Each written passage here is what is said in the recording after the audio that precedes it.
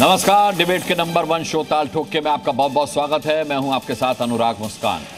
आई love Mohammad के poster हटाने की अफवाह से शुरू हुआ विवाद अब बैनर हटाने वालों के हाथ काटने तक पहुंच गया। बरेली में इत्तेहाद मिल्लत के प्रवक्ता और तौकीर रजा के साथी डॉक्टर नफीस का एक वीडियो सोशल मीडिया पर वायरल हो रहा है, जिसमें वो बैनर हटाने वालों के हाथ काटने की धमकी दे रहे हैं। इंस्पेक्टर और थाना अध्यक्ष को भद्दी भद्दी गालियां और वर्दी उतारने की धमकी दे रहे हैं। सवाल उठता है कि पुलिस जब साफ कर चुकी है कि एक्शन पोस्टर लगाने पर नहीं बल्कि विवाद और दूसरे पक्ष का पोस्टर फाड़ने पर हुआ, उसके बाद भी देश भर के अलग अलग उलेमा मुस्लिमों को क्यों भड़का रहे हैं? भड़काऊ बयान देकर मौलाना किसको डराने की कोशिश कर रहे हैं? शहर शहर प्रदर्शन को लेकर सरकार क्या कर रही है? और अगर सरकार एक्शन ले रही है तो एक जगह एक्शन होने पर भी दूसरी जगह भीड़ शहर को क्यों घेर ले रही है और नारेबाजी और बवाल कर रही है? इसी मुद्दे पर ठोकेंगे ताल और पूछेंगे सवाल। लेकिन सवाल पूछने के लिए अपने मेहमानों के पास जाने से पहले आपको दिखाते हैं एक खास रिपोर्ट।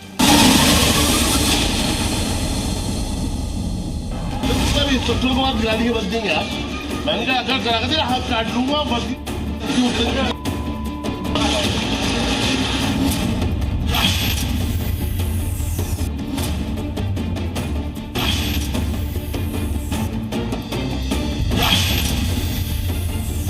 अगर बैनर नहीं लगाएगा तो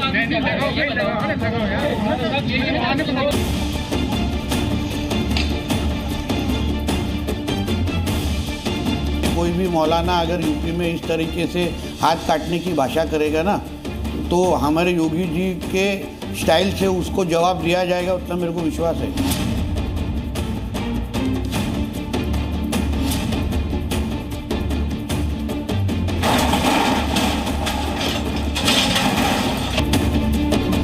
तमाम मुस्लिम नौजवानों से यही अपील करूंगा कि टकराव की पॉलिसी इख्तियार न करें। हुजूर पैगंबर इस्लाम ने जो फरमाया है उस पर अमल करें। कानून व्यवस्था किसी भी कीमत पर बाधित नहीं होने दिया जाएगा और अपराधियों के खिलाफ कड़ी कार्रवाई की जाएगी। बेहद संवेदनशील मामला है और उतने ही संवेदनशील मेहमान हमेशा की तरह हमारे आज पैनल में मौजूद हैं। मैं इंट्रोडक्शन करा के सीधे डिबेट में आता हूं। राकेश त्रिपाठी हमारे साथ भारतीय जनता पार्टी के प्रवक्ता जुड़ चुके हैं। विनोद बंसल विश्व हिंदू परिषद के प्रवक्ता हमारे साथ जुड़ चुके हैं। तारिक खान हैं समाजवादी पार्टी के प्रवक्ता, वो हमारे साथ जुड़ चुके हैं। राजनीतिक विश्लेषक MH Khan, doctor MH Khan यहाँ मेरे साथ स्टूडियो में मौजूद हैं। राकेश उपाध्याय वरिष्ठ पत्रकार यहाँ स्टूडियो में मेरे साथ मौजूद हैं। अरुण कृष्ण धर्मगुरु यहाँ मेरे साथ स्टूडियो में मौजूद हैं। मुमताज़ आलम रिजवी साहब हैं इस्लामिक स्कॉलर, वो मेरे साथ यहाँ स्टूडियो में मौजूद हैं। मैं सभी का बहुत बहुत स्वागत करता हूं और डिबेट शुरू करने से पहले मैं जी न्यूज़ की पॉलिसी भी आपको बता दूं। जी न्यूज़ जो है सभी धर्मों का बराबर से सम्मान करता है। हम आई लव मोहम्मद भी कहते हैं, हम आई लव राम भी कहते हैं, हम आई लव वाहिगुरु भी कहते हैं, हम आई लव गॉड भी कहते हैं। तलाश उसकी करेंगे आज डिबेट में जो द्वेष फैला रहा है, जो विद्वेष फैला रहा है, सौहार्द को बिगाड़ने की कोशिश कर रहा है। राकेश त्रिपाठी, सबसे पहले सवाल आपसे। अभी नीतेश राणे को मैं कहते सुन रहा था कि जो भी इस तरीके की बात करेगा योगी स्टाइल में उसको जवाब दिया जाएगा। सवाल यह है कि किसी भी प्रदेश की, केवल योगी के प्रदेश की नहीं, किसी भी प्रदेश की एक कानून व्यवस्था होती है। तमाम मुस्लिमों की तरफ से यह आरोप भी लगाया जा रहा है कि क्या यह आपका इंटेलिजेंस फेलियर है, क्या यह आपकी कानून व्यवस्था का फेलियर है, कि आखिर इतना उपद्रव हो क्यों रहा है? आप कहते हैं कि मुसलमानों को भड़काया जा रहा है, तो इस कानून व्यवस्था के अंतर्गत कौन है जो मुसलमानों को भड़का के चला जाता है और हमें कानो कान खबर तक नहीं होती?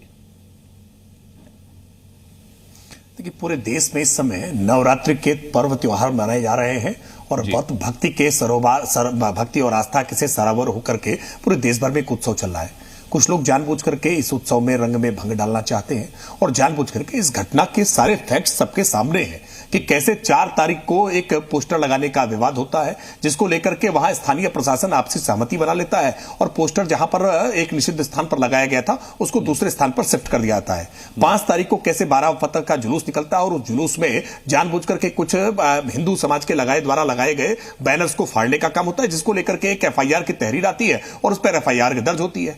15 दिन के बाद देश भर में अलग अलग स्थानों पर, अलग अलग राज्यों में, सब जगह मिलकर के एक स्लोगन लेकर के और एक अभियान पूर्वक इस प्रकार के आंदोलन चलाए जाने लगते हैं और यह दर्शाने का प्रयास किया जा रहा है कि मुसलमानों पर अत्याचार हो रहा है।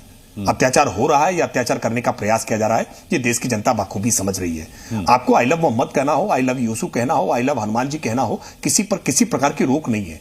लेकिन आप किसी भी स्थान पर बिना अनुमति के कोई जुलूस निकालते हैं, बिना अनुमति के किसी भी स्थान पर कोई पोस्टर चस्पा करने का प्रयास करते हैं, तो देश तो कानून से चलेगा ना, देश तो नियमों से चलेगा, और कानून और नियमों का पालन तो सबको करना पड़ेगा।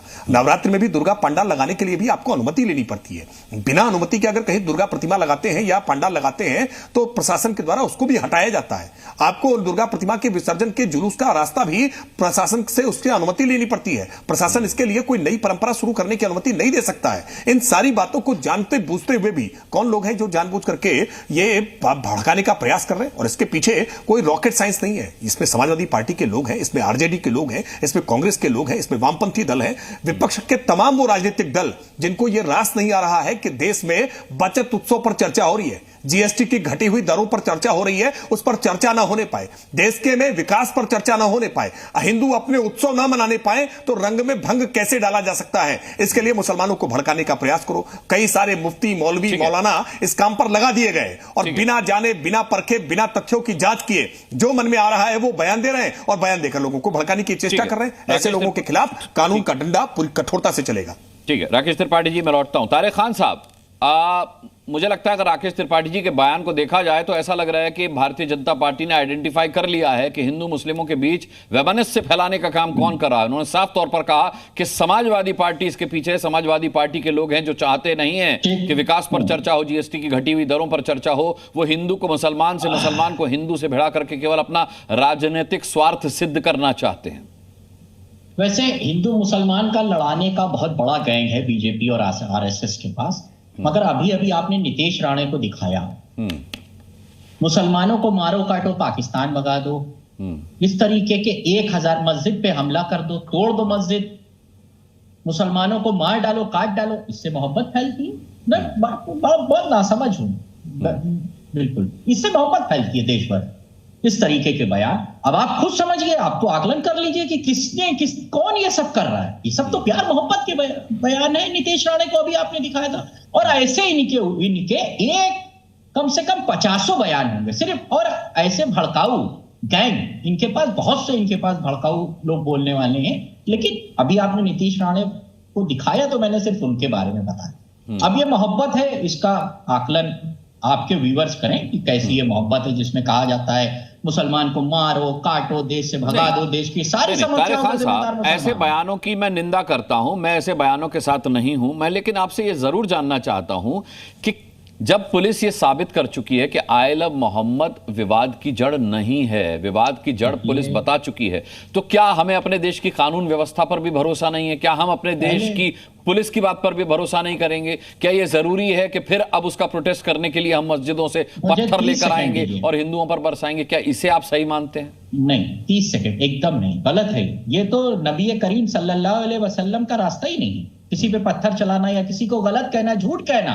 एक औरत जो उनके ऊपर रोज कूड़ा फेंकती थी, एक दिन उस औरत ने कूड़ा नहीं फेंका तो नबी करीम ने पूछा कहां है वो औरत, तो पता चला वो औरत बीमार है। उसका हाल जानने चले गए जो रोज उनके ऊपर कूड़ा फेंकती थी। मुझ जैसा जाहिल इंसान इस्लामिक तौर पर भी ये बात जानता है, बाकी तो बहुत इस्लामिक विद्वान है। मैं दूसरी बात क्या है, जिस दिन भाई ये घटना कानपुर में हुई उसके कई दिन तक सरकार ने इस चीज को कम्युनिकेट कतई नहीं किया कि प्रॉब्लम होर्डिंग के लेकर। ये सुन लीजिए बात, ये लोकल एडमिनिस्ट्रेशन और सरकार का टोटल फेलियर है कि एकदम नहीं कम्युनिकेट किया गया। जब ये बात पूरे देश में और सब जगह फैल गई कि हाँ मोहम्मद के पोस्टर हटाए गए मोहम्मद नाम के, तभी अगर कम्युनिकेट किया होता तो आज तक कभी आपने देखा इस तरीके का हिंदुस्तान? हम सिर्फ आजादी के बाद का टेन्योर ले लेते हैं। सुनिए, मैं आप ही से बात कर रहा हूं तारिक भाई, लेकिन कहीं पर अगर अतिक्रमण करके मंदिर भी बनाया जाता है तो वो भी अवैध है। मैं ये कह रहा हूं कि हर दीवार किसी न किसी की होती है। आपने आई लव मोहम्मद का पोस्टर लगा दिया, कोई दिक्कत नहीं है, लेकिन अगर किसी ने आपत्ति की और वो पोस्टर हटा दिया तो फिर उसे आप बेइज्जती के तौर पर क्यों देख रहे हैं? अगर वो प्रॉपर जगह पर नहीं लगा है तो हटाया ही जाएगा। इसे आप मोहम्मद साहब की शान से जोड़कर क्यों देख रहे हैं? ये तो ऐसा लग रहा है कि इरादतन लगाया गया, और यही आरोप भी लगाया जा रहा है कि इरादतन विवाद पैदा करने के लिए गलत जगह पर पोस्टर लगाया गया। बिल्कुल, मैं आपकी बात से सहमत हूं, गलत जगह कतई नहीं लगाना चाहिए, मगर जब गलत जगह लगा उसको दूसरी जगह लगाया गया, इसको लोकल एडमिनिस्ट्रेशन ने कम्युनिकेट नहीं किया। करोड़ों मुसलमान हिंदुस्तान में और 200 करोड़ मुसलमान पूरी दुनिया में, 56 देश मुसलमान, वो नबी से मोहब्बत करते हैं और बाकी लोग भी करते हैं। अभी आपने भी कहा, मुझे दिल से खुशी हुई, मुझे दिल से खुशी हुई। I love Ram, I love Mohammad, I love Buddha, यही तो हिंदुस्तान का असली चेहरा। ये नहीं है कि मुसलमान को नितेश राणे की तरह अभी जहर फैलाने का काम करेंगे विनोद बंसल साहब और ये बीजेपी के प्रवक्ता बैठे, मारो काटो, ये सब मुल्ले हैं, कटमुल्ले, गंदी गंदी बातें कहेंगे। नहीं साहब, आप कहिए गंदी बातें, हम तब भी आपको अच्छाई गले ही लगाएंगे। यही हमारे नबी ने सिखाया। मैं फिर बता रहा हूं, मैं सपा का प्रवक्ता और मुसलमान भी हूं। यही आपने स्क्रिप्ट दे दी विनोद बंसल जी को। यही तारिक भाई, आपने स्क्रिप्ट दे दी विनोद बंसल जी को। नहीं बोलने नहीं दिया। यही सीरत नबी की हमको दी गई है और हम इसका पालन करते रहेंगे, मानते रहेंगे, मरते दम तक। आप अभी मुझे, हम लोगों को गाली देना शुरू करेंगे सारे मुसलमानों को, ये कटमुल्ले भाग जाएं और ये सब इनका फैलाया हुआ, ये तो जहर फैलाते हैं। अरे साहब, हम आपके भाई, आप पहले कहते हो हम हिंदू थे, कन्वर्ट हो गए, तब तो भाई हुए ना। एक तरफ भाई भी कहते हो, फिर कटमुल्ले भी कहते हो, मारो ये वो, दुनिया भर की बातें करेंगे अभी।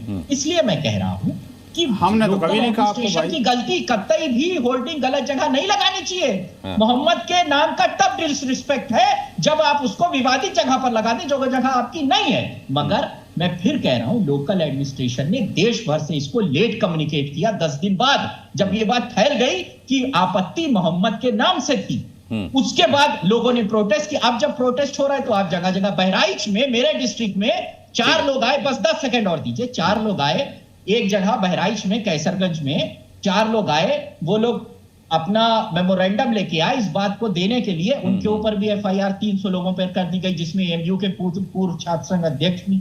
अब आप बताइए, ऐसे ना किया जाए। लोग अगर इसको बेहतर किस्म से, पुलिस एडमिनिस्ट्रेशन, लेकिन ये बात और चल रही है, इससे फायदा बीजेपी भी अपना ढूंढ रही है। मैं ये भी कह रहा हूं, बीजेपी अपना फायदा ढूंढ रही है। ठीक है, ठीक है राकेश त्रिपाठी जी, इसका जवाब मैं आपसे लूंगा, लेकिन उससे पहले विनोद बंसल, आप कितना भी कूड़ा फेंकें तारिक खान के ऊपर और इस कम्युनिटी के ऊपर, लेकिन वो अपने नबी की राह पर चलेंगे। उनका कहना है कि आप जिस दिन कूड़ा नहीं फेंकेंगे उस दिन आपका हालचाल पूछने भी आएंगे वो, इससे उनको कोई फर्क नहीं पड़ता। लेकिन फिर भी सवाल ये है कि आप इस तरीके के शब्दों का इस्तेमाल क्यों करेंगे, ये उनको जरूर जानना है। कि भाई अभी वो पहले से तैयार बैठे हुए हैं आपसे सुनने के लिए कि विनोद बंसल आएंगे तो ये बोलेंगे, कठमुल्ला बोलेंगे और हमें गालियां देंगे। तो विनोद बंसल जी, जब इतना सेंसिटिव मामला चल रहा हो तो मुझे लगता है कि विनोद बंसल कम से कम वो तो नहीं करेंगे जो तारिक खान को आशंका है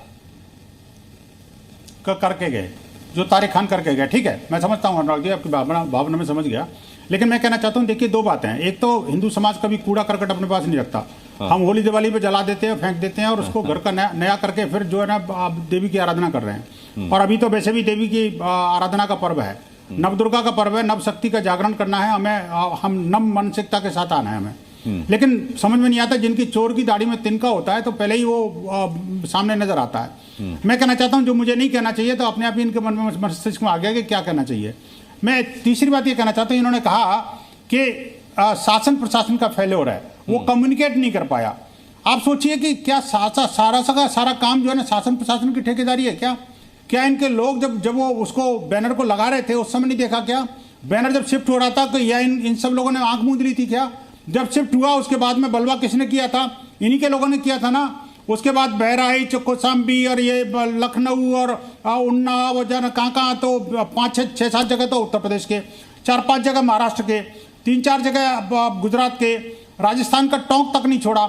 जो मुस्लिम बाहुल्य क्षेत्र से, अनुराग जी, जो भी मुस्लिम बाहुल्य क्षेत्र से, अधिकांश मुस्लिम बाहुल्य क्षेत्रों में इन्होंने जो है उत्पात मचाया और अपनी शक्ति प्रदर्शन करके हिंदुओं को डराने का प्रयत्न किया। मैं कहना चाहता हूं, नाम है आई लव मोहम्मद, और जिस मोहम्मद की बात कर रहे थे या जिस नबी की बात कर रहे थे, जिसकी शान की जो है ना कसीदे पढ़ रहे थे, काश वो धरती पर आ जाते तो इनको उठाकर कितना मारते कि भैया यही मैंने सिखाया था कि तुम्हें, अगर वो सही है तो जैसा ये कह रहे हैं वैसे ही। मैं तो नहीं जानता क्योंकि मैंने वो ग्रंथ नहीं पढ़े। अरे बात तो यही हो रही है, बात तो यही हो रही है कि नबी के यही तो मैं कर अनुराग जी, चलने वाले लोग कहां पत्थरबाजी कर रहे हैं। आप हर मुसलमान को एक कैटेगरी में कैसे खड़ा कर सकते हैं? पत्थरबाजों, मैं अनुराग जी, मैं सारे मुसलमानों की नहीं कर रहा, मैं कह रहा हूं उन पत्थरबाजों की और इन पत्थरबाजों की।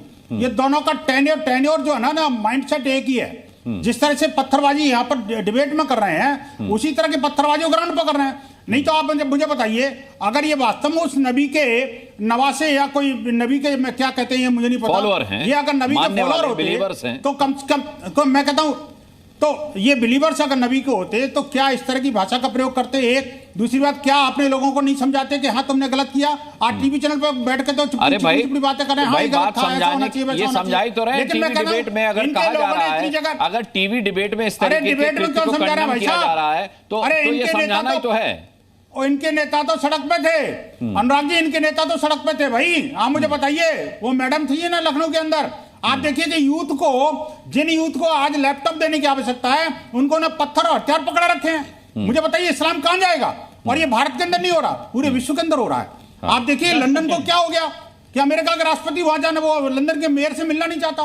आखिरकार ये स्थितियां, परिस्थितियां क्यों निर्माण हो रही हैं? मैं कहना चाहता हूं आखिरकार इस्लाम के बारे में ये इस्लामोफोबिया चिल्ला रहे हैं, वास्तव में काफिरोफोबिया से ग्रसित है। ये जो काफिरोफोबिया की मानसिकता है ना, इससे इनको बाहर निकलना पड़ेगा। और आप देखिए कि एक जगह नहीं है, ये तो लगातार इस्लाम के नाम पर, पैगंबर के नाम पर इन्होंने या तो सरतन की गैंग चलानी है, या पत्थरबाजी करनी है, या सरकलम करना है, और फिर ऊपर से उनको इनडायरेक्ट डायरेक्ट वे में सपोर्ट करना। ठीक है तारिक भाई 10 सेकंड का साहब, आई लव बंसल साहब, I love India, I love Bansal. अरे आई लव भारत माता बोल दो एक बार यार। अरे I love Bharat, I love India नहीं है, आप आई लव भारत माता बोल दो एक बार।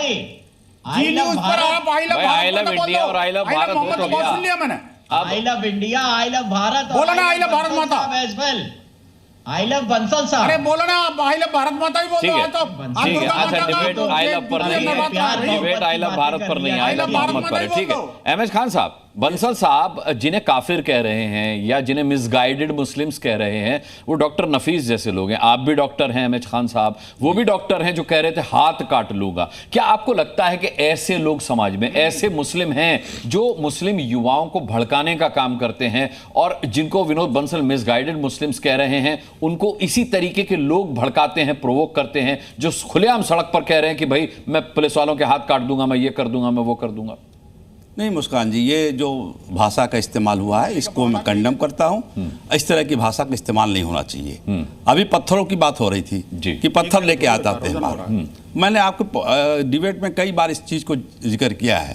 ताइफ एक जगह है, वहाँ पर हुजूर सल्लल्लाहु अलैहि वसल्लम गए थे अपनी प्रचार प्रसार के लिए, और ताइफ वालों को पसंद नहीं आ रहे थे हुजूर सल्लल्लाहु अलैहि वसल्लम, तो उन्होंने पत्थरबाजी जुम्मे के दिन क्यों होती है खान साहब? अरे हम आपके बीच में बोले नहीं, आपके ऊपर बोल रहे हो भाई। आपके बीच में नहीं बोला तो क्यों बोल रहे हो आप? तो मैं घर पर सुन लूंगा आपको। अरे यार बात सुनो भाई Bansal ji, Bansal ji cool mind, cool mind, mind दिमाग को ठंडा रखो। बोल लो, आप ही बोल लो। कूल रखिए अपने पास। नहीं आप बात तो एमएच खान साहब की बात को पूरी होने नहीं दीजिए। मैं तो जान ही नहीं पाया वो कहना क्या चाह रहे हैं। हमले होते हैं जुम्मे के दिन क्यों होते हैं? देखिए मस्जिद से निकलते आक्रामक क्यों हो जाते हो भाई? जिहादी जब झुंड में होते हैं तो आपका सवाल आ गया, खान साहब चाहेंगे तो जवाब देंगे। ठीक है, ठीक है, आपने सवाल पूछ लिया खान साहब। मैं इनकी बातों में नहीं जाता हूं, मैं अपनी बात कहना चाहता हूं जो मेरे दिमाग में है, जिसको मैं मानता हूं जी। ताइफ में जब लोगों ने ईंट पत्थर बरसाना शुरू किया तो इतने खून गिरे कि हुजूर सल्लल्लाहु अलैहि वसल्लम के जो जूते मुबारक हैं वो खून से लथपथ हो गए। वही तो है, देखिए नहीं बोल पाएंगे। नहीं मैं झगड़ा नहीं कर सकता। पत्थरबाजी इकट्ठे कर रखे हैं आपने। अरे भाई मैं झगड़ा नहीं कर सकता ना, सारे के सारे आपकी तरह से आतंकी झगड़ा नहीं, आतंकी नहीं हो सकता। मैं आतंक नहीं फैला सकता। अरे झगड़े की मैं अपनी बात में बात बोलूंगा, आपको बोलना, आपसे तेज आवाज में बोल सकता हूं। अगर प्रवोक करोगे आप तो आपको मैं कहीं नहीं बैठने दूंगा। फिर आप जानोगे आपका काम जाने का, आप जानोगे आपका काम जाने का। फिर मैं ये नहीं कह रहा, मैं हदीस सुना रहा हूँ। इंटरप्शन नहीं होना चाहिए। खान साहब ने कहीं इंटरप्ट नहीं किया किसी को, तो सुन लीजिए उनको। विनोद बंसल साहब सुन लीजिए। ये हिमाकत कभी मत कर देना खान साहब। अच्छा ठीक है, नहीं ये नया भारत है, डायरेक्ट एक्शन की धमकी मत देना।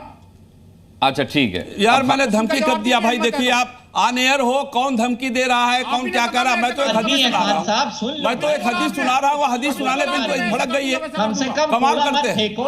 देखिए अच्छा एक खान साहब सुन लीजिए, तो फेडर डाउन करिए इनका। खान साहब को सुन लीजिए भाई। एमएच खान साहब आप इस पैनल में सबसे वरिष्ठ आदमी है, मैं अपनी बात नहीं रख सकता हूँ क्या? अच्छा बोलिए। मैं यही कह रहा हूँ कि जब ताइफ में इतने ईंटें बरसाए कि उनके खून से लथपथ हो गए, जूते तक भीग गए उनके, तो जिब्रील अमीन आए और कहने लगे कि कहिए तो दो पहाड़ों के बीच में ये ताइफ है, इसको तो मैं दबा दूं और ये सब मर जाए। तो हुजूर सल्लल्लाहु अलैहि वसल्लम ने मना किया कि नहीं आज नहीं। विनोद जी मैं निवेदन कर रहा हूं आपसे, बीच में मत बोलिए विनोद जी, मेरा निवेदन है, बीच में कल सीखेंगे और हो सकता है ईमान ले आए। तो इस्लाम तो ये कहता है, देखिए क्या बोल रही है, देखिए क्या बोल रहे हैं। अरे भाई क्या करें हम, क्या टॉपिक यही है भाई, टॉपिक विनोद बंसल जी, टॉपिक ये नहीं है कि जुमे के रोज ही मस्जिद से क्यों निकल करके पत्थरबाजी होती है, टॉपिक नहीं है। सुन लीजिए, टॉपिक बहुत व्यापक है, टॉपिक बहुत व्यापक है, उसमें आपका भी सवाल आ जाएगा, उसका भी जवाब आ जाएगा। बोल तो लेने दीजिए, समय कम है, 3 मेहमान मेरे पास अभी बचे हुए हैं। ये नहीं लिखा हुआ कि हदीस में क्या लिखा है। अनुराग जी, टॉपिक ये नहीं था कि हदीस में क्या लिखा है, नहीं तो मैं भी पढ़ के आता, मुझे नहीं बताया था कि हदीस को। अरे किसी विषय को रेफरेंस के तौर पर तो इस्तेमाल करने दीजिए। आप रेफरेंस नहीं लेना चाहते हैं, मैं कंडम कर रहा हूं उस चीज को, पत्थरबाजी को कंडम कर रहा हूं, सर कलम को कंडम कर रहा हूं, हर चीज को कंडम कर रहा हूं, प्यार मोहब्बत की बात कर रहा हूं। आप चीख चिल्ला करके आप हिंदू मुसलमान करना चाहते हैं। आप बंसल जी क्या है, आप क्या है आपके पास? ठीक है, आपके पास तो कुछ है ही नहीं है। ठीक है, आप प्यार ना मोहब्बत, चलिए ना छोड़िए, पर्सनल नहीं होते। अहमद खान साहब अपनी बात कहिए, मैं बाकी मेहमानों को रोकता हूं। नहीं बोलने नहीं दिया। नहीं आप बोलिए ना। देखिए मैं यही कह रहा हूं कि प्यार मोहब्बत का नाम ही हिंदुस्तान है। हिंदुस्तान में सारे लोग क्यों कहा योगी आदित्यनाथ जी, आप कहेंगे तो मिर्ची लगेगी। योगी आदित्यनाथ जी कहा कि बिहार के इलेक्शन में नहीं, राजस्थान के इलेक्शन में कि कहा बजरंग बली दलित थे, बजरंग बली दलित समाज से आते थे और बजरंग बली हमारे हैं, अली तुम्हारे हैं। ये कौन सी भाषा संवैधानिक पद पर बैठा हुआ व्यक्ति बोलेगा? तो इससे नफरत नहीं फैलेगी क्या? हम तो कहते हैं बजरंग बली भी हमारे हैं और अली भी हमारे हैं, सारे लोग हमारे हैं। क्यों आप भगवान को बांटोगे भाई? क्यों आप भगवान, आपको पैदा होने का अधिकार है क्या कि किस घर में पैदा हो जाए? हमको अधिकार होता पैदा होने का तो हम किसी बहुत बड़े आदमी घर में पैदा होते, यहाँ बैठ के डिबेट ना करते, मौत से अपना जिंदगी गुजारते। लेकिन सवाल इस बात का है, प्यार मोहब्बत सबने फैलाया। सबरी के बेर खाए भगवान राम ने, ठीक है, इसलिए खाए सबरी के बेर कि आप झगड़ा करिए। सबरी के बेर इसलिए खाए, सबरी का बेर इसलिए खाए कि हिंदू मुसलमान कोई फर्क नहीं होना चाहिए। और जब आप सबरी का बेर खा के बता दिए कि देखो मैं एक दलित समाज की महिला का बेर, झूठा बेर खा रहा हूं, तो भगवान राम ने चरित्र बता दिया। ये विनोद बंसल जैसा चरित्र नहीं है, भगवान राम के मानने वाले नहीं है, ये भगवान किसी के मानने वाले नहीं है। ये सिर्फ हिंदू मुसलमान लड़ाना चाहते हैं और लड़ेगा नहीं कोई हिंदू मुसलमान नहीं लड़ेगा। और हुजूर अरुण कृष्ण के नाम पर अगर आप एतराज करोगे तो मैं भी एतराज नहीं करूंगा। ठीक है, मैं आपके भगवान पे एतराज नहीं करूंगा। ठीक है, मैं कहता हूं मेरे पास समय की कमी और बाकी मेहमान भी बचे हुए हैं। अरुण कृष्ण जी, कोई लड़ना नहीं चाहता। अहमद खान साहब ने भी कहा कि हिंदू मुस्लिम लड़ना नहीं चाहते। ये हिंदुओं की तरफ से भी आवाज आती है कि हम लड़ना नहीं चाहते। फिर ये कौन लड़ा रहा है आखिर? ये किसकी साजिश है? क्या आपको भी राकेश त्रिपाठी जी की बात सही लगती है कि ये विपक्षी पार्टियां करवा रही हैं बाकायदा क्योंकि उनको अपनी राजनीतिक स्वार्थ सिद्धि करनी है, या फिर इसके पीछे वजह कोई और है? कुछ लोग इसे अंतर्राष्ट्रीय साजिश भी बताते हैं।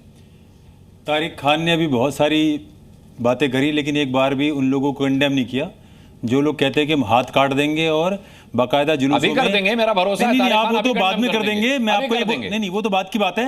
उन्होंने स्वाभाविक रूप से खुद नहीं किया, आपने किया। इतनी बातें इन्होंने बनाई कि कूड़ा फेंकती थी प्रॉफिट के ऊपर। ये सारी स्टोरियां हैं, आप किसी हदीस के अंदर दिखा दीजिए जहां लिखा हुआ है। ये सारी स्टोरियां झूठी। अगर मैं चैलेंज करता हूं किसी हदीस में, किसी कुरान में लिखा दिखा दें कि प्रॉफिट के ऊपर कूड़ा डालती थी, वो बीमार पड़ी, उनको फिर घर देखने गए, पूरी स्टोरी है। दूसरी बात, ऐसा क्या कारण है कि सारे जुलूसों में पत्थर चलते हैं? मैं खुद भुक्तभोगी हूं दिल्ली के अंदर। जैसे इनका कोई जुलूस निकलता है, 4-4, 5-5 लड़के बिना हेलमेट, बिना किसी अनुशासन की, बिना किसी कानून का परवाह किए यही दिल्ली में ये दंगा मचाते हैं। एक जगह दिखा, अभी जैन मंदिर के अंदर ये लोग दिल्ली में घुस गए थे। सारे इनके जुलूसों में दंगे पत्थरबाजी क्यों होती है? आप बताइए ना। कभी आपने किसी को देखा है? कभी आपने किसी को देखा है कि वो मंदिर से निकला पूजा पाठ करके और बाहर जाके पत्थर मारता हो किसी को? पत्थर पहली बात तो लाते कहां से मस्जिद के अंदर? ये समस्या ये है कि इनका पूरा इकोसिस्टम है। एक पत्थर मारेगा, दूसरा पत्थर मारो, दूसरा 2 लोग आएगा, बोलेगा जी हम कंडेम करते हैं, और 3 लोग बैठ के बैकअप करेंगे। और अहमदाबाद जैसे आतंकवादी घटनाओं को, जहां पर 38 लोगों को उम्र कैद और फांसी हुई, उनको कानूनी सहायता देने वाले भी यही लोग हैं। तो ये पूरा इकोसिस्टम है। तो अच्छा बोलेंगे गुड और बैड कॉप वाला इनका खेल है। तो कौन सा ये सारा आप बता दीजिए। आई लव मोहम्मद का बंडा तो इन्होंने यही फोड़ दिया। आई लव का नैरेटिव, मेरी बात सुनिए। अभी आपने कहा था कि जब आप बोल रहे कोई बीच में ना बोलेगा। अभी आपने कहा था कि जब मैं बोलूंगा तो कोई बीच में नहीं बोलेगा। अब आप बीच में बोल रहे हैं, मैं टोकूंगा। नहीं, फिर मैं भी आपको बोलने नहीं दूंगा। ऐसे तो मैं भी आपको बोलने नहीं दूंगा। आप कहेंगे, इस तरह मैं भी बोलने दूंगा आपको। कूड़ा ये बिल्कुल झूठी कहानी है, आप चैलेंज करता हूँ।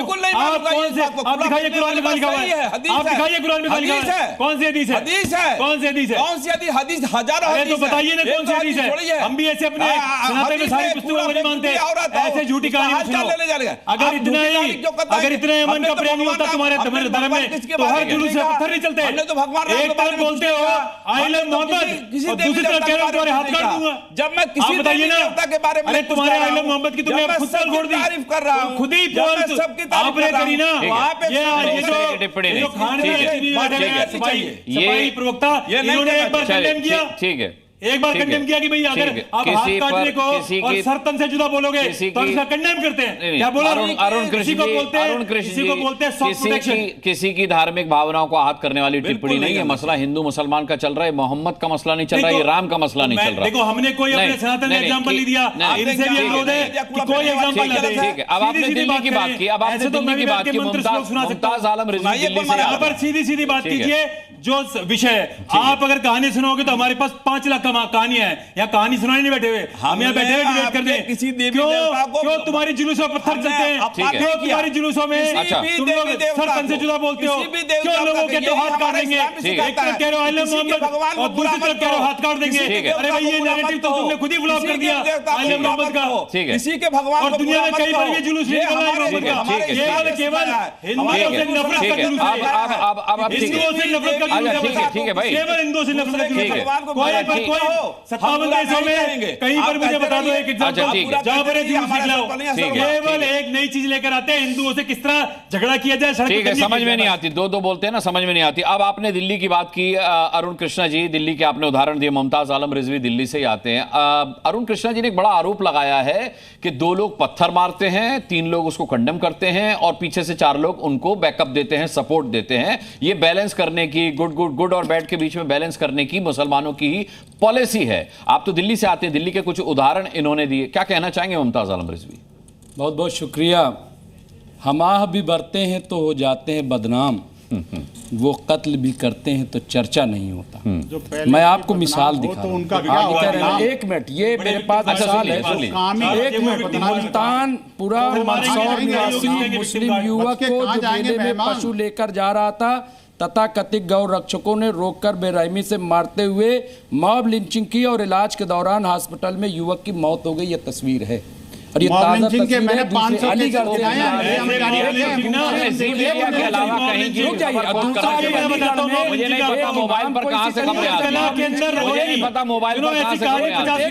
मैं बता रहा हूँ, आप पता कर लीजिए। हिंदू दंगा नहीं करता, पता कर लीजिए, हिंदुओं की प्रवृत्ति नहीं है। शरीफ है, मुझे पता है हिंदुओं की प्रवृत्ति नहीं है दंगा करने की। करता आप लोग दंगा करते हो, अभी तुम लोग दंगा करते हो, मैं दूसरी आप लोग दंगा करते हो। अच्छा एक मिनट, मुमताज आलम रिजवी, अरे इन्होंने एक बहुत अच्छी बात कही। अरुण जी इन्होंने एक बहुत अच्छी, मुमताज आलम रिजवी आपने कहा कि हिंदू दंगा नहीं करता, सो कॉल्ड हिंदू दंगा करता है। ये जो मुसलमान हाथ काटने की धमकी दे रहे हैं, ये जो सिर तन से जुदा की बात कर रहे हैं, ये सो कॉल्ड मुसलमान है? बिल्कुल सो कॉल्ड है, क्योंकि इस्लाम में नफरत की, इस्लाम में इंतशार की कोई जगह नहीं है। जो ये करता है, ये गुड कॉप बैड जो ये करता है, कहते हैं गुड कॉप, वो जो है नहीं। अभी फतेहपुर में हिंदुओं का घर है, कितने आप दंगे 40,000 केवल हिंदू लड़के रात को 40,000 मस्जिदों को खुद गए हैं। अभी ये कौन लोग पंचायत हुई है? क्या चाहते हैं? ऊटकला के अंदर मस्जिदें खोदोगे? हमने 40,000 की हमने खुद मुक्त हो गई है मस्जिदों को हम जो कौन लोग हैं? गुड का कोड बैन होगा। हम तुम्हारे पूछने में एक्सपोज हो चुके हो। अरे छोड़ा भारत को, मोदी सरकार 5 लाख रोजगार मिल गया इंग्लैंड के अंदर, किसी को रोजगार मिला, लेकिन 5 lakh Christian, 5 lakh Christian England के अंदर मुसलमानों के दंगों के कारण जुलूस निकाला गया है। अरुण जी रुक जाइए। मुमताज आलम रिजवी 40,000 मस्जिदों की आप बात करें, मैं आपको यकीन दिलाता हूं कि कोई भी वैध मस्जिद इस देश में नहीं तोड़ी जाएगी, और अगर तोड़ी जाती है तो सुप्रीम कोर्ट है, माननीय अदालत है, आप वहां जा सकते हैं। और अगर मंदिर भी अवैध है तो उसे भी तोड़ा जाएगा। अगर मंदिर भी अवैध है तो इसे तोड़ा जाएगा। विक्टिम कार्ड मत खेलिए कि मस्जिदें तोड़ी जा रही हैं, ये वो अवैध मस्जिदें हैं। मंदिरों को तोड़ के मस्जिद बनाएंगे और जब मस्जिद तोड़ी जाएगी तो विक्टिम कार्ड दिखाएंगे। ये है इनके लिए कविता। ठीक है, राकेश त्रिपाठी, राकेश उपाध्याय जी, राकेश उपाध्याय, अच्छा रुक जाइए, पुराना हो गया, विक्टिम कार्ड नहीं चलेगा। समझ में आता साहब, अच्छी बात आ रही है। अरे भाई जानते हैं कौन लोग हैं ये? ठीक है, हो गया, हो गया। अगर आप देश के खिलाफ गद्दारी करोगे तो गद्दार कहलाए जाओगे। जो गद्दारी करेगा वो गद्दार कहलाया जाएगा। जो गद्दार कहेगा, जो पत्थर मार रहे हैं, जिनका लिंक अलकायदा से मिल रहा है, जो मस्जिदों के अंदर 50,000 कारतूस नहीं कर पाओगे, अलकायदा से संबंध तो गद्दार कहे जाएंगे। और वो गद्दार मस्जिदों में पकड़े जा रहे हैं। 5 आतंकवादी तो 7 दिन पहले पकड़े गए। हर मस्जिद के अंदर से पत्थर मार रहे हैं। अच्छा ठीक है, आप दोनों में पर्सनल डिबेट, अच्छा आप दोनों में पर्सनल डिबेट नहीं है भाई, आप दोनों में पर्सनल डिबेट नहीं है। राकेश उपाध्याय जी बड़े धैर्य के साथ सबको सुन रहे हैं। नहीं, ठीक है, शांत हो जाइए, शांत हो जाइए। अच्छा राकेश उपाध्याय जी, राकेश उपाध्याय जी के आकलन का मैं बड़ा सम्मान करता हूँ। नहीं ठीक है, नहीं ठीक है, राकेश उपाध्याय जी के आकलन का मैं बड़ा सम्मान करता हूँ। राकेश उपाध्याय जी, रुक जाइए, अरे वो कोई जानवर थोड़े ही हैं, अरे वो भी मानव ही हैं। जो मानव है, जो ये कहता है, राकेश जी की बारी है, कहता है उनको बोलने दीजिए, उनकी बारी। अच्छा ठीक है, अरुण जी, अच्छा अरुण, ठीक है, जो ये कहता है बुत परस्त की जगह जहन्नम है वो दानव है। जो कहता है औरत जहन्नम है कैसे वो दानव है। चलिए वर्शिपर और कोई सियासत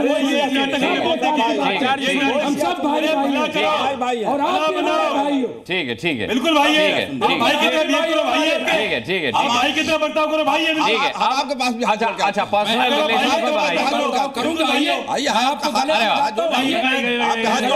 आपको नमस्कार करता हूं। मेरा उपवास है, आप नमाज खाते हो, लेकिन मांस नहीं खाता। मैं मांस नहीं खाता, ठीक है, मैं मांस नहीं खाता। अगर आप भाई बोलोगे तो भाई बोलूंगा, आपका सम्मान। अच्छा ठीक है, सब भाई हैं, सब भाई राकेश ठीक है, हमारे धर्म में तो बोला गया है। अरे अच्छा अरुण जी, एक गणमान्य मेहमान हमारे साथ और हैं। अरे भाई धर्म बोलता है, एक गणमान्य मेहमान हमारे साथ और हैं, उन्हें भी सुन लीजिए, उन्हें भी सुन लीजिए। राकेश उपाध्याय, ये है कि हमारा देश बहुत खूबसूरत एक उसकी जो बनावट है दुनिया में इससे सुंदर देश नहीं है। ये बात सारे फिरके इस्लाम के रहते हैं, दुनिया के सारे संप्रदाय इस देश में रहते हैं। मैं तो वाराणसी से आता हूँ, अरे वहीं घंटा बज रहा है, घड़ियाल बज रहा है, नमाज भी हो रही है, चर्च भी है, कोई समस्या नहीं। अब दुनिया में क्षमा करिएगा, हाँ नहीं बहुत बढ़िया बात, दिक्कत ये है कि इस्लाम की जो बनावट है उसके भीतर एक गंभीर समस्या है। थोड़ा सा टॉलरेंस लेवल जो है कम हो गया है, इसलिए बात बात पर जो सड़क पर आ जाते हैं, जो बातें आसानी से बातचीत से सुलझाई जा सकती हैं, इसको लेकर हाथ काट लेना या गर्दन उतारने की धमकी देना, ये सब अब ये सभ्य समाज में स्वीकार नहीं। और ये दोनों पक्षों के लिए गलत है। ये दोनों, कोई भी मनुष्य है, उसके अगर कोई समस्या है, उसके दीन को लेकर समस्या है, उसकी आस्था को लेकर समस्या है, तो हम जिस विश्व में रह रहे हैं वो एक संवैधानिक व्यवस्था के अंतर्गत है, इसलिए हम अपनी शिकायत जायज तरीके से आगे बढ़ाएं। सुलझती है नहीं सुलझेगी तो जो हमारे जिनको हमने इष्ट माना है वो सुलझाएंगे। और इसलिए मैं कहता हूं ये टॉलरेंस ना होने के कारण ही पैगंबर साहब के जाने के बाद ही उनके जो नवासे थे उनके साथ क्या हुआ। बिल्कुल, आखिर हजरत अली को हिंदुओं ने तो नहीं मारा भाई, उसी में से तो बंटवारा हो गया। और पैगंबर साहब ही फरमा गए, जो मैंने पढ़ा है एक आर्टिकल में, कि 73 फिरके होंगे, उसमें से एक ही मुझसे मिलेगा, 72 तो यही मर के खत्म हो जाएंगे। अब ये लड़ाई चल रही है 73 फिरकों में, कौन उनको प्राप्त करेगा और कौन यहां खत्म होगा। तो भाई साहब सबको मत खत्म करिए, सब आपस में प्रेम से मिलकर रह सकते हैं, और यही मैसेज भारत का मैसेज है। और इस कारण से जब कोई आई लव मोहम्मद कोई समस्या नहीं है। अरे यहां तो पैगंबर साहब तो खुद भारत को मोहब्बत करते थे। हदीस की बात आप कर रहे थे ना, बिल्कुल सही। उन्होंने कहा था हमें तो भारत से जो ठंडी ज्ञान की सदाएं आती हैं, ज्ञान की सदाएं, मैं कह रहा हूं। इसलिए इस्लाम पर भारत का इंपैक्ट था, भारत ने इसीलिए इस्लाम को गले लगा लिया। लेकिन इस्लाम के भीतर एक जो सबको बदल देने की कमी है, और दारुल हरब दारुल इस्लाम का जो सिद्धांत आ गया, और उसमें से जो वहाबी इस्लाम आ गया, और फिर राजनीतिक कारण आ गए। हमें राजनीति से अपने सब मजहब को, मत को, संप्रदाय को अलग रखना होगा। और ये जो समस्या आई है, इसके समाधान के लिए मैं सही की बात आपने कही, राकेश त्रिपाठी जी बोल रहे थे, ये सब पॉलिटिकल वजहों से हो रहा है। अरे तो वही तो अखिलेश जी की बेचैनी है।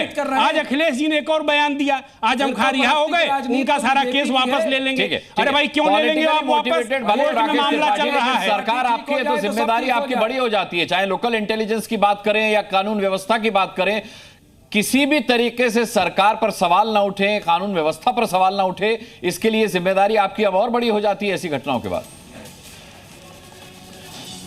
पूरी सख्ती के साथ ऐसे लोगों को रोकेंगे, और जिस लोगों ने प्रयास किया था, उन्नाव में, शुक्लागंज में इस तरह का प्रयास किया था, उनका मुकम्मल इलाज भी किया गया है। कोई भी अगर कानून व्यवस्था को बिगाड़ने की कोशिश करेगा, चुनौती देने की कोशिश करेगा, तो कानून का डंडा पूरी कठोरता से चलेगा। मैं इस बात को फिर स्पष्टता से कह रहा हूं कि ये बात कोई आज ये कह रहे हैं ना बार बार कि तारिक खान की भाजपा की सरकार ने, प्रशासन ने इसको बहुत देर से स्पष्ट किया, झूठ है। बारंबार इसको प्रशासन ने पहले दिन से स्पष्ट किया, लेकिन उसके बावजूद तारिक खान हो या मुमताज रिजवी हो, एक बार भी इन्होंने नहीं कहा कि हम देश के सारे मुसलमानों से आग्रह कर रहे हैं आज जी न्यूज के ताल ठोके में कि कोई भी मुसलमान इस पर आंदोलन न करे, क्योंकि ये झूठ फैलाया जा रहा है। ये नहीं फैलाना चाहते, ये चाहते हैं कैसे झूठ बना रहे। अपील कर दीजिए तमाम मुल्क के मुसलमानों से कि नवरात शुरू हो गई है और आप लोग बिला वजह जुलूस न निकालें। पुलिस ने बहुत क्लियर कह दिया है जुलूस न निकाला है, ये जो है आइला मोहम्मद पे कोई कंट्रोवर्सी नहीं, किसी चैनल से कह रहा है। ठीक है, चलिए आप सबने मजम्मत की है, मुस्लिमों के वरिष्ठ वर्ग और युवा वर्ग दोनों की तरफ से अपील कर दी गई है। राकेश त्रिपाठी जी, एक अपील कर दी गई है, जैसा आप चाहते थे वैसी। मुझे लगता है कि शांति व्यवस्था बनाए रखने में सिर्फ कानून व्यवस्था का योगदान नहीं होता, बल्कि हम समाज के नुमाइंदों का भी बराबर की ये जिम्मेदारी होती है कि हम अगर कोई हमारे बीच में वैमनस्य फैला रहा है तो उसको पहचाने और उसकी बातों में आकर के कम से कम मोहरा ना बने। ये मैं हिंदू, मुसलमान, सिख, ईसाई और सभी धर्म और संप्रदाय के लोगों से कह रहा हूं। ये मेरी हाथ जोड़ करके अपील है आप सभी से। बहुत बहुत धन्यवाद हम करना चाहेंगे सभी पैनलिस्ट का आज की डिबेट में शामिल होने के लिए। आप दर्शकों का भी ताल ठोक के देखने के लिए बहुत बहुत धन्यवाद। कल शाम 5 बजे फिर जुड़ेंगे ताल ठोक के में, पूछेंगे सवाल। तब तक के लिए अपना बहुत बहुत ख्याल रखिएगा। मुझे अभी के लिए इजाजत दीजिए। नमस्कार।